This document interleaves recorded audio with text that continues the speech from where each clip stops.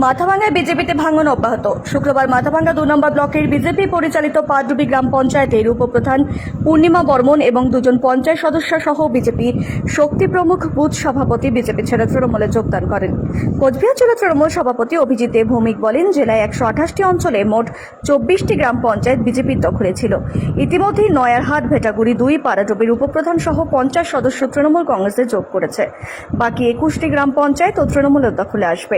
দ্রুত প্রধান গঠনের পদক্ষেপ নেওয়া হবে।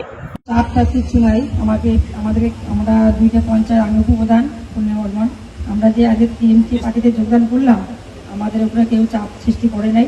আমরা নিজের ইচ্ছে আমরা এই পার্টিতে জয়েন করলাম।